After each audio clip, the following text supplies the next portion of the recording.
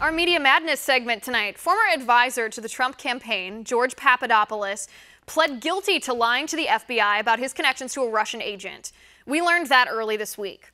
During a meeting of the campaign's foreign policy advisory team last year, Papadopoulos allegedly offered to set up a meeting between Trump and Russian President Vladimir Putin.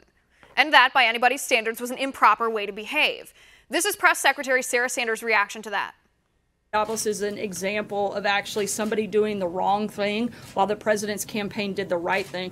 All of his emails were voluntarily provided to the special counsel by the campaign, and that is what led to the process and the place that we're in right now, was the campaign fully cooperating and helping with that. What Papadopoulos did was lie, and that's on him, not on the campaign, and we can't speak for that. My understanding is the only interaction he ever had was the one meeting that the advisory council gathered together where he was in a large group of other people in the room, and to my knowledge, that's the only interaction they ever had. Again, this was a campaign volunteer. He wasn't somebody that was a senior advisor, as many of you want to bill him to be. Our next guest was in attendance at that very meeting, and he's here to tell us what really happened. With me now, retired Navy commander and former Pentagon spokesperson, J.D. Gordon. J.D., thanks for coming on the show. Hey, Liz, great to see you. All right, I want to show this picture on the screen to start out this segment. This is a picture of that infamous meeting. And JD, I said this earlier in the week, this stuff with George Papadopoulos concerns me a lot more than the charges, the indictment of Paul Manafort, because I think Papadopoulos, what he did was actually lie, and when he did it was during the campaign, whereas Manafort is just a shady character who committed financial crimes years ago. But I want to ask you, you're sitting next to George Papadopoulos in the photo at this meeting. What did he say? Well, first I have to say that I think this whole Trump-Russia issue is the hoax of the century. It's just being blown way out of proportion by Democrats in Congress, never Trump Republican types, and the media. It's shameful what's going on. My phone has been blowing up since Monday morning when this Papadopoulos news came out. But yeah, at that meeting, everybody had a chance to brief Mr. Trump for about 5 minutes on a topic within their area of expertise. So George goes after me, and he introduces himself as George Papadopoulos. He works in the energy sector. He thanked Mr. Trump for having him on the campaign. And then he said, I could introduce you to President Putin. And so there was a discussion at the table, and Senator Sessions shut down that discussion because it was a bad idea. And he said, I prefer if no one ever speaks about this again. And frankly, I thought that was the end of it. Senator Sessions thought it was the end of it. He was the chairman of this National Security Advisory Committee, and I was the director. This group met about 5 or 6 times throughout the spring and summer of 2016. And George only attended that one meeting with President Trump and then another one later in the summer that Senator Sessions was at. I thought this issue was dead. What happened was, though, Liz, right after this meeting, a group of us, 5 or 6 of us, went to lunch across the street on Pennsylvania Avenue, across the street from Trump Hotel. And George Papadopoulos said that he thought he could do an interview with George Stephanopoulos, who had reached out to him at ABC on a Sunday show. And I said that was a bad idea, that George Stephanopoulos would tear him up. But George Papadopoulos thought it was a good idea. And so I think that George felt that I shut him down. And then he was shut down by Senator Sessions at the meeting with Mr. Trump. And so what happened is George Papadopoulos basically went rogue. He just went off on his own, was emailing people that were not in his chain of command, which was Senator Sessions and me.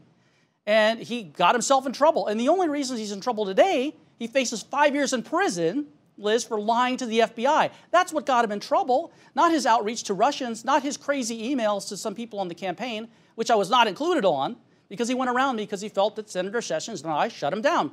And we were right to shut him down. So Sarah Huckabee Sanders was right in that he was an example of a person on the campaign doing the wrong thing, while the campaign was doing the right thing.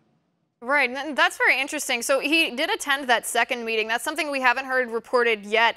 After he was shut down by Senator Sessions, who was Senator Sessions at the time, in that first meeting, did George Papadopoulos bring up to you, to Sessions, or to anyone else again about his ability that he thought he could facilitate a meeting between Trump and Putin?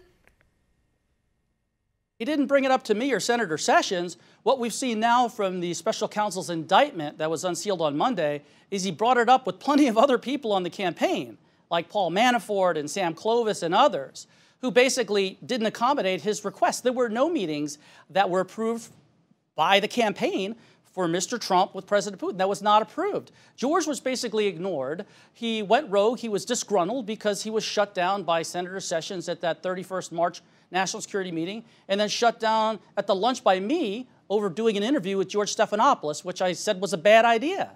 Right, which seems, given the content of what he had to offer, it does seem like it wouldn't have been a good idea. Now, I think we all agree, no matter what side of the aisle that we're on, that what George Papadopoulos did was improper behavior, first of all, to suggest that meeting, but then lying to the FBI. I mean, obviously, that's a felony offense that he committed, telling them that he had met or connected with a Russian agent before he was informally advising the Trump campaign, when in fact, this Russian agent didn't reach out to him until it was known that he was a part of the campaign. He lied to the FBI about that, and if he hadn't been behaving in a shady manner, I don't know that he would have had any reason to lie here. But something that I want to ask you about, JD, is there have been reports that Papadopoulos, who, according to the unsealed indictment, has been a proactive, cooperating part of the special prosecutor Mueller's investigation since July. There have been reports that he's been wearing a wire. Has he been, to your knowledge, in communication or in contact with anybody in the upper echelons of the Trump campaign or any of the people who at that time attended the advisory meeting? Well, not to my knowledge, and certainly not with me. But the thing is, even if he's wearing a wire, what's he going to say? I don't think he knew anything. So I think there's a lot of people that want to speculate and read a lot into this. I think perhaps he's a cooperating witness because he's not lying now. Right, which would at least give him one brownie point, I suppose. JD, thank you so much for coming on the show. I appreciate it.